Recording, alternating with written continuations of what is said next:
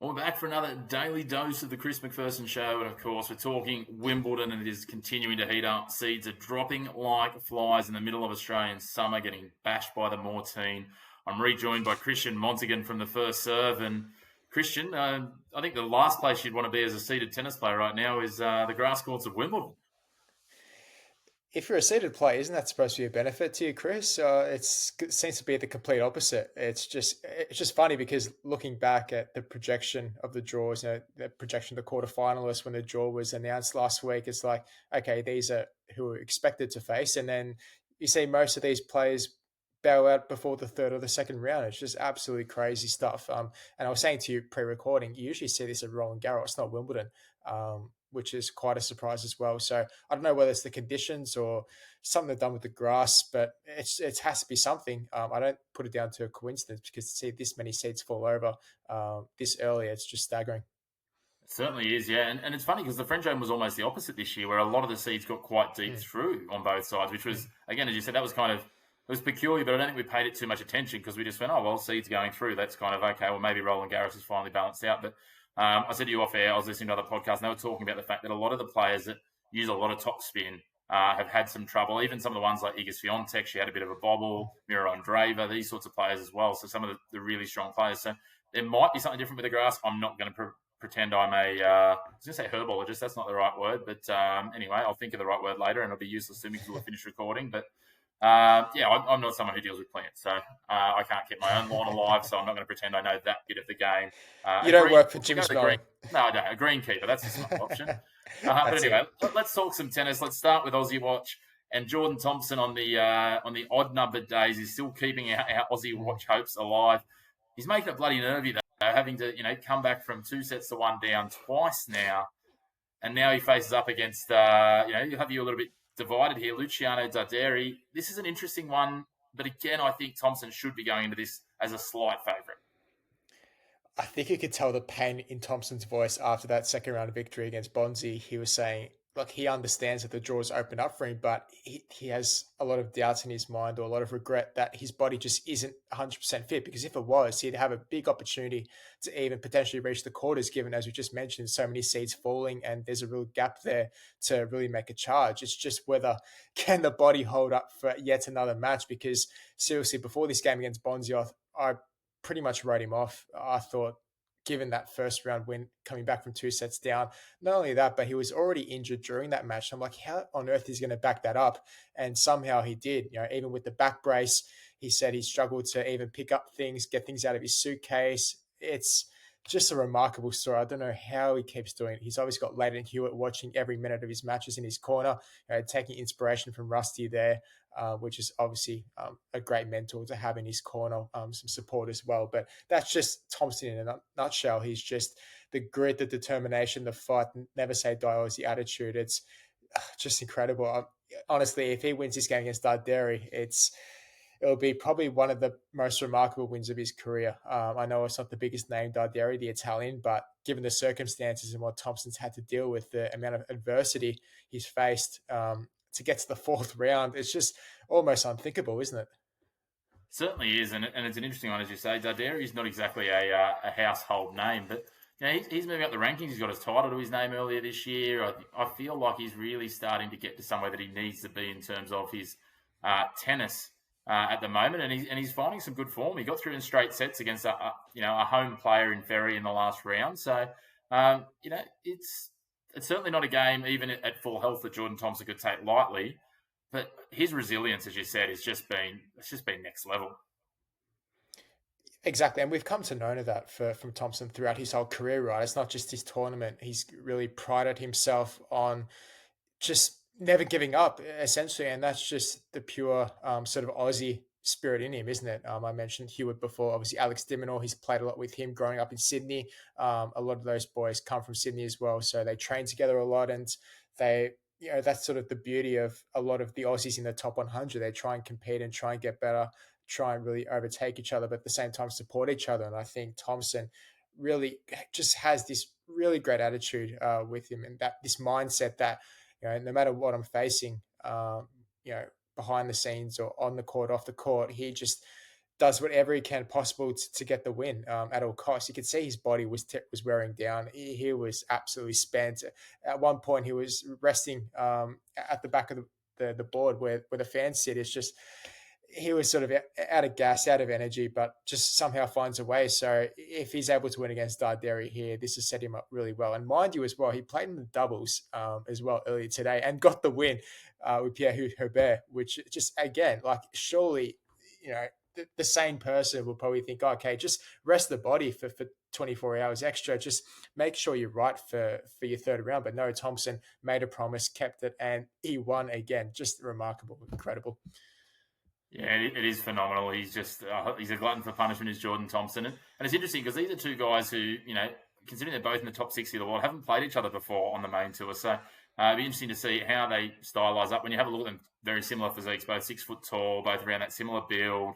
It's going to be an interesting match. I don't think a lot separates them, and I really think that it's just going to come down to Thompson's fragility and health. If he's healthy and can get himself up there and get close to his best, he should win. But again, the Dairy could go through, and a big opportunity, as you said, to get through to the 4th round and a potential match. And I'm going to put all these with asterisks because God knows who they're actually going to play. But we do know they will play a seed in the next round because there's 2 seeds that we'll talk about later on playing for the other spot in this 4th round match. That's a shock. Yeah, that is a big surprise. Although I was thinking about this earlier. There is still, by my maths, there's 4 of the top 6 men's seeds still in this tournament. So, let's give them a little bit of credit because we've got Alcaraz, Sinner, Fritz, and Djokovic still alive as we record. Who knows what happens to them? But anyway, we'll wait and see. So that's Aussie Watch. Let's move on. Let's go to the women's, and this is one that you were really keen to talk about. Solana Sierra coming up against Christina Buxa, and there's a really cool story in this, and the fact that this is a 3rd round matchup. Yeah, this is another insane story. So Buska, she came off a victory in the 2nd round against Donna Vekic. We know Vekic made the semi-finals last year at Wimbledon, probably her sort of breakout season despite her age being in her late 20s. Just playing some great tennis, winning that silver at the Olympics. So Buska's in the 3rd round, but the real storyline is Solana Sierra, the Argentinian who actually faltered in the final round of qualifying. Lost that match, had a couple of match points against Australia's Talia Gibson, couldn't convert. After the match, she smashed her racket, just absolutely frustrated with herself, and then just sticks around the All England club, training, practicing, trying to wait for that call up, and eventually it came with a lucky loser spot, and she's been able to win her first 2 games, including the 2nd round against British hope Katie Bolter, coming back from a set down, which was very impressive. So, look, Sierra, she's still very young, only, I believe, 24 years of age. So, she's sort of trying to work her way into the tour. But, to have this another lucky loser story, you remember back to the Australian Open earlier this year, Chris, where Evelise, the German international on the women's side, played Iga Swiatek in the 4th round from a lucky loser spot, beating Kim Birrell, the Aussie, in the 1st round.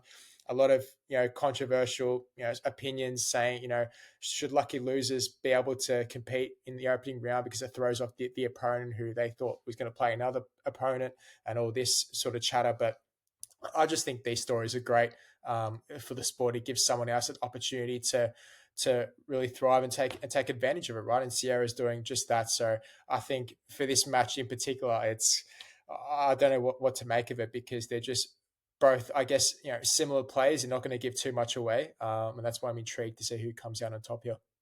Yeah, it's an interesting one. I think coming into the tournament, they're ranked 101 and 102, so very little between them.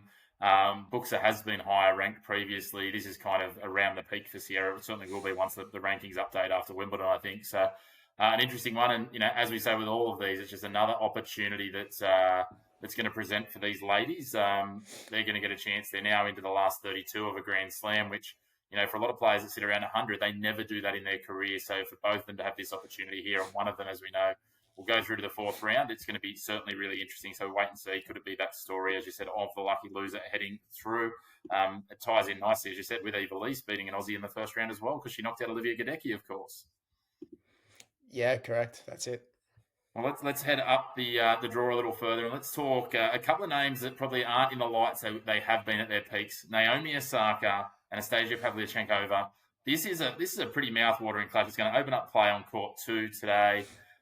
This is, again, 2 players who at their best have been in the deep end of slams. is this an opportunity for one of these to relive their past glories, especially Naomi Osaka, the former Grand Slam winner multiple times? Yeah, Pavlyuchenko is a really, really strange but great story at the same time because she just always seems to stick around in these latter stages of Grand Slams, considering her age. Like she's still 34, right?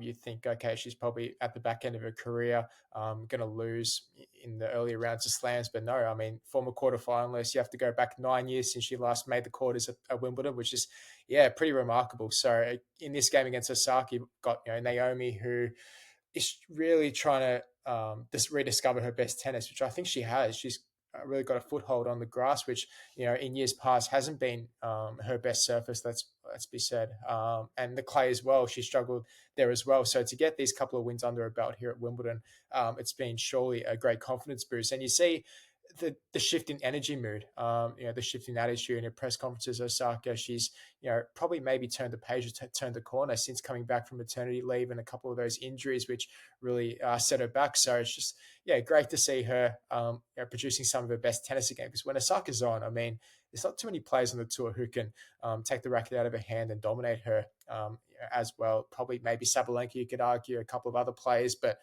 other than that, if Osaka's on and firing, it's very difficult to stop her. So I'm tipping Osaka to get over the line here against Pavlyuchenkova and potentially make even a quarter or a semi run. I think if you're going to talk dark horses or smokies, I mean, we weren't tipping Osaka to make a deep run here at Wimbledon, given what I said before about her record at the All England club. So presents as a big chance for her to go deep here. Yeah, I agree. And, another match that we're not going to dig into today, but I can see, like, when you look at this and you go, the winner of this goes through, they'll play the winner of Diane Parry and Cartel, another one of the Brits who's still alive.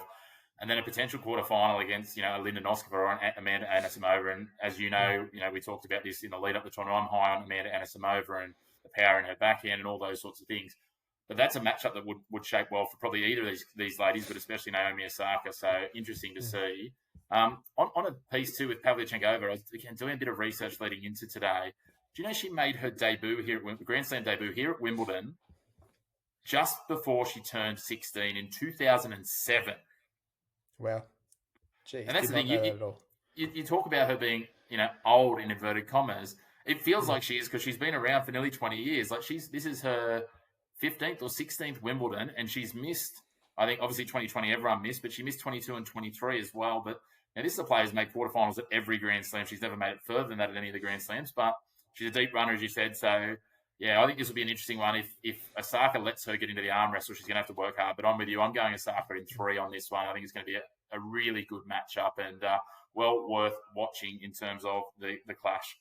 Another one that's going to be well worth watching in the last of our women's matches is, of course, the number 1 seed, Arina Sabalenka, up against former Grand Slam winner and hometown heroine, Emma Raducanu, who she put on an absolute clinic in the second round, Raducanu. Yeah, she was very impressive, wasn't she, Raducanu? It's great to see her, displaying some of her best tennis again. Previous US Open winner from a few years ago, back in 2021, you thought, okay, this is the new star of British tennis. She's going to really take the sport by storm. And, you had the media attention and there were a couple of other things, injuries, which got in the way of her progression, which is unfortunate to see. But to knock off someone like Marketa Vondrousova, who obviously won the title at Wimbledon a couple of years ago, that was tipped on paper as, probably a win for Vondrousova because a lot of people probably predicted that Vondrousova could make a deep run considering as well. Obviously, the seeds have fallen as well. So to get that win in straight sets as well, that's pretty impressive for Raducanu. And the way she was playing, striking the ball really consistently, smooth, coming off the racket really crisply. So this game against Sabalenka, yes, most people are going to have Arena to come out on top, and roughly so she should be the favorite. But yeah, I watched a bit of Sabalenka's game against Buzkova. She struggled a bit with Buzkova's slice and the slow pace. I think Sabalenka thrives when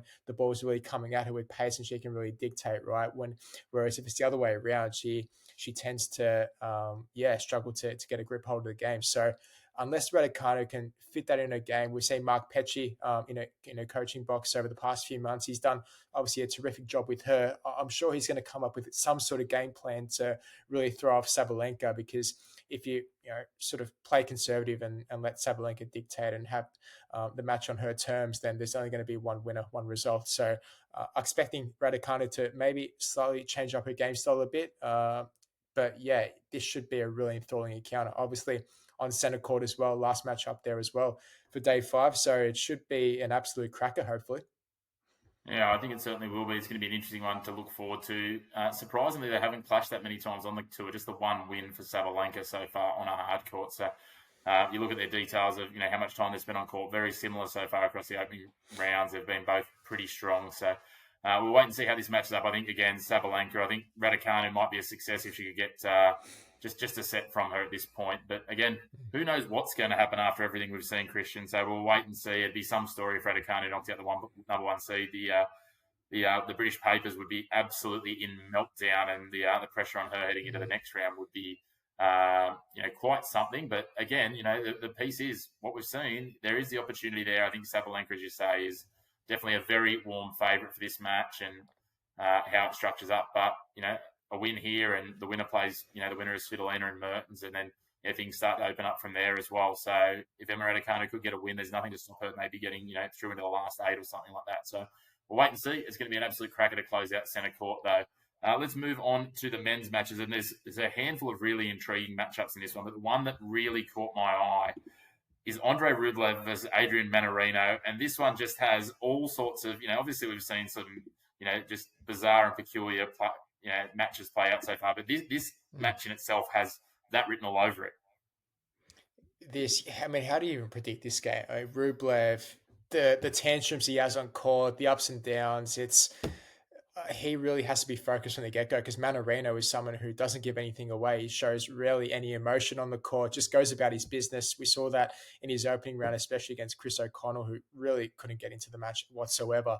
And you think Manarino doesn't really strike as someone who's really powerful, has that game to really blow off players off the court, but he just has that variety, that oozing of class, the top spin as well. Just a really class player, Manarino. Obviously been on the tour for a number of years now, and he'll surely try and use that experience to try and get the better of Rublev and get into his head a bit, try and frustrate him with a bit of longer rallies, try and neutralize Rublev's power. So I'm really torn as to which way this game's going to go, because on talent alone, this should be Rublev's for the taking.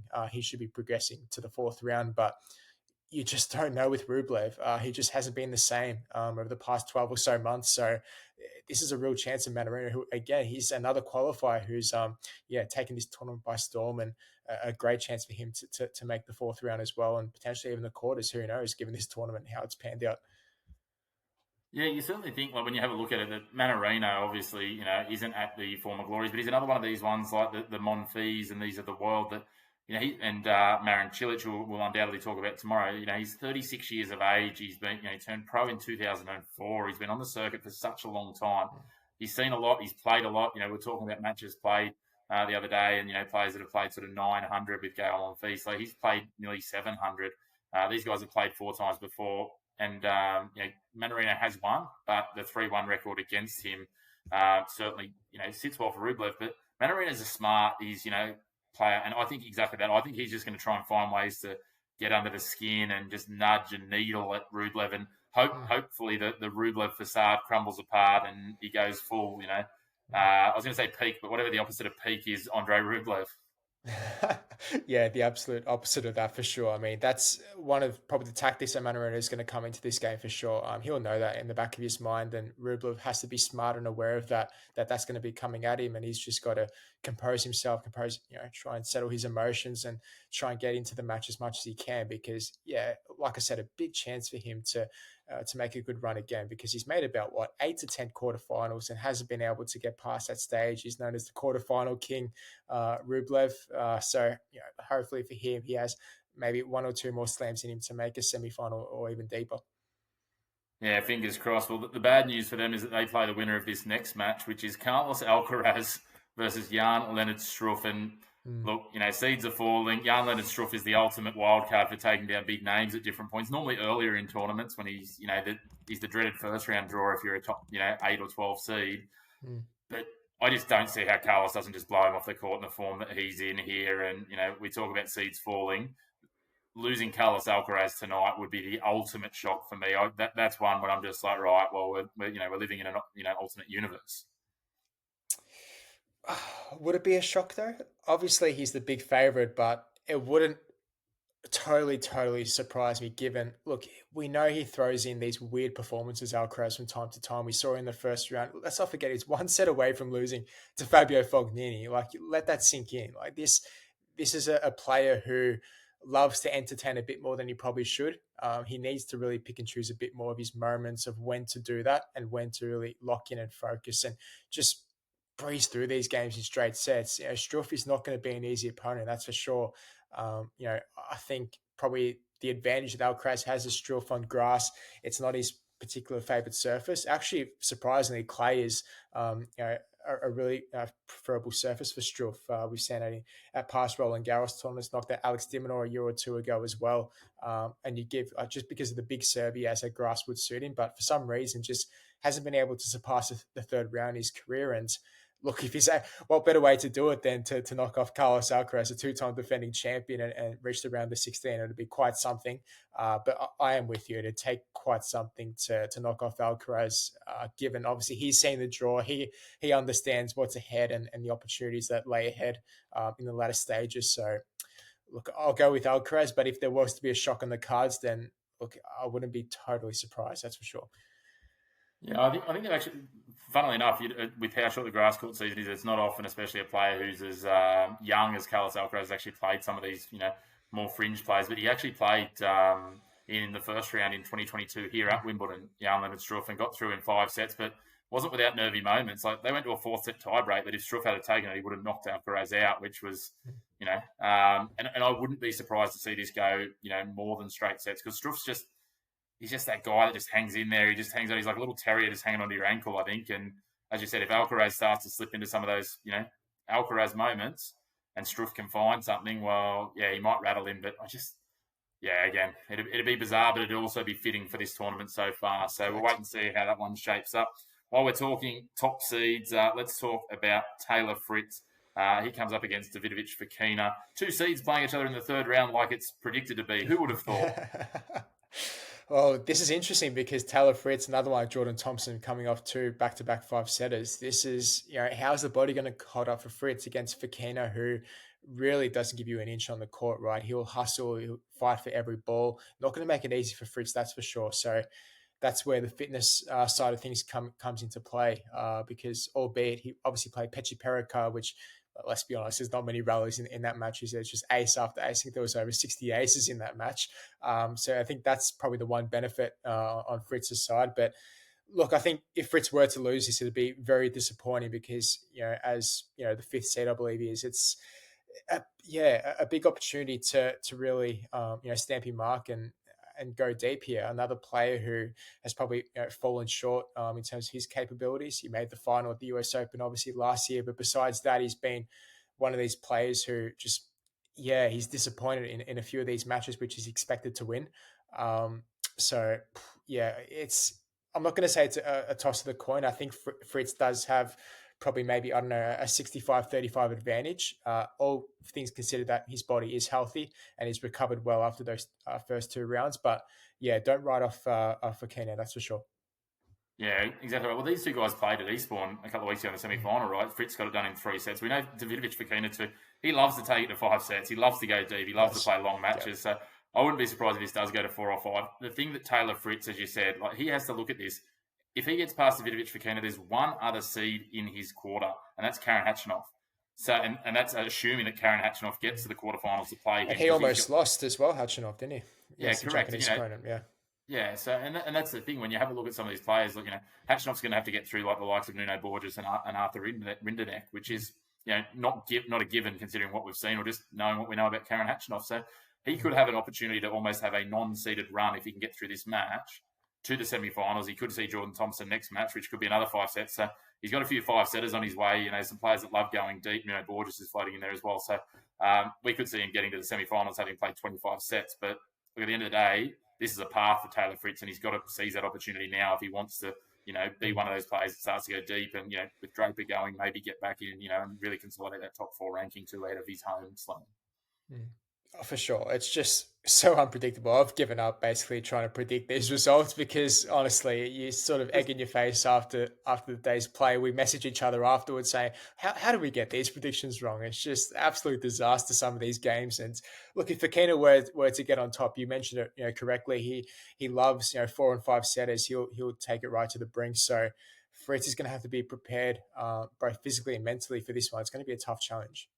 It certainly is. It's going to be an interesting one, and as we said, it's an opportunity that presents.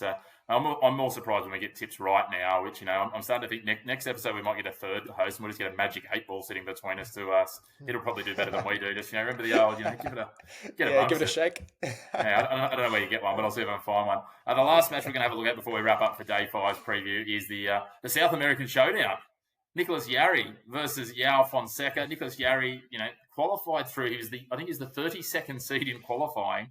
So yes, he had a little bit of a run, but a little bit of an inside gate, I suppose. But then he had to get past Holger Rune in the first round. Lerner Tian, he did an absolute job on him in the second, which it didn't surprise me that Jarry won that match. It certainly surprised me that it was so dominant. Again, we know grass is not his chosen surface. Fonseca, on the other hand, did a clean straight sets win in the first round against Fernley, beat Brooksby in 4. This is an interesting one. I think Jarry probably heads in the more seasoned and the more experienced. Fonseca's still young and just finding his way, but I think this one's going to be a really exciting match to watch on court too. I agree with you. It's going to be an explosive battle. I'm going for Jardy to win this match based off what you've said about the experience and just the big serve is going to be a big factor in this match. I reckon Fonseca is going to have the pressure on him to really hold serve and put the pressure back on Jari because, yeah, I mean, you remember back a couple of years ago, Jari played Alcaraz, I believe it was the third round, took a set off him as well. I thought he was very impressive in that match. And that was the first match which sort of taught me that Jari is really capable on this surface.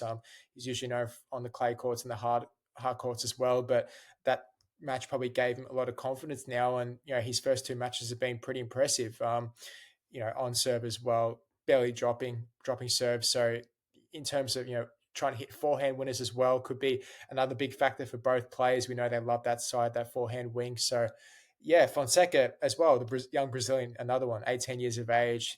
Probably the maturity aspect has been sort of in question a bit throughout, the past 6 to 12 months, given, some of the matches he's lost. And, we always hold these high expectations saying he should be on Alcaraz and Sinner's level. But got to remember, like I said, he's only 18. He's still so much room to grow in his career. And this is a game against Jari, which look could potentially take him to the next level, reach a fourth round, and then who knows from there? You're in the conversation with these other big guns in the tournament, and then your career can probably set off and propel from there. So yeah, really impressive Fonseca's tournament so far as well, only dropping 1 set. It's going to be really tight affair. I'm going to go with Jari, like I said, but it can go either way. I wouldn't be surprised if either player won. Yeah, it's an interesting one, and they get again an unseeded opponent in the next round, the winner of Bellucci and Norrie. Likely a matchup with Alcaraz or Rublev in the quarters, but even then, I kind of feel for João Fonseca. For Jarry, we know he was sort of ranked up around 15, 16 at his peak a few years ago. It looks like he's on the track to getting back there if he can stay fit and healthy and everything, which is really great. There's a part of me, I'm going to tip Fonseca to win this. I just think a bit of exuberance, even though Jarry's got the experience. And hey, at least that way, if we both go different sides, one of us will be right. So that's a good chance. I kind of feel because if he goes on a run to the quarterfinals, it's going to be like Raducanu when she, went on that run and won the slam. That all of a sudden everyone's going to expect that of him every time, and that's the hard thing as a young emerging tennis player. We saw Maya Joint, she won a tournament in the lead up, and then everyone's like, oh, she bombed out in the first round. I don't think people understand how hard it is to be up every week consistently at this level, especially when you're still a kid. It's phenomenal that he's, getting to second and third rounds of slams. Yeah, I totally agree. The pressure and the expectation sometimes heightens to extreme measures, and we've got to remember, got to tone it down a bit and say, like, from week to week, this is a tough sport. It's brutal. You're not going to win every week. Most players lose on the tour every week. You need to have that extra mental strength and fortitude, to carry on and not let that external pressure get to you, the media attention and this, that, and the other. So, look, imagine Fonseca Alcaraz, that matchup in the quarters. Imagine the media hype around there. That could just be on a completely new level because I think that's one matchup which the tennis world is really holding their breath and they want to see that. So, look, in a way, I hope that does happen because for tennis fans, with all these seeds falling, to have one of those really top, high quality matches there in a quarterfinal would be pretty surreal. It certainly would be. I think that's one of the things that people don't understand when you talk about the fact that Who's won each tournament. Like for a lot of these people, the way they're judged out there in the broader world, if they don't win a tournament, it's considered a loss. And it's like, well, that's one out of, at a Grand Slam, it's 1 out of 128. Another tournament, it's, 1 out of 32, 1 out of 64, 1 out of 48. Like, that's a really slim margin. And then we're judging these people if they haven't won a tournament, or they've only won one tournament this year, or they won a tournament last week and we're expecting them to win again. Like, it's phenomenally small margins. So, again, it's an interesting journey. I love watching these young players come through, and we hope that Fonseca has all the success in the world. And again, Nicholas Yarry is one that I really enjoy watching too. So I'm looking forward to this match. I'm looking forward to seeing Yarry just on that comeback trail, continuing to build his way back in and getting himself back into the rankings, so he's not going through qualifiers and all these sorts of pieces over the coming months, hopefully. But Christian, there's a huge day ahead. We've got day 5. It feels like this Wimbledon tournament's been, because of the roller coaster of it's been going for a while, but we're only 4 days of action in. We've still got another, including today, 10 more days before we just determine, or 9 days till we determine a women's champion, 10 till we determine a men's. And right now, it could be absolutely anyone the way things are going. So, mate, looking forward to it. Of course, if people want to get more content, I know you've been absolutely churning away today on the First Serve, punching out the articles yourself and the team, mate, thefirstserve.com.au or on your social channels. Thanks, Chris. Appreciate it.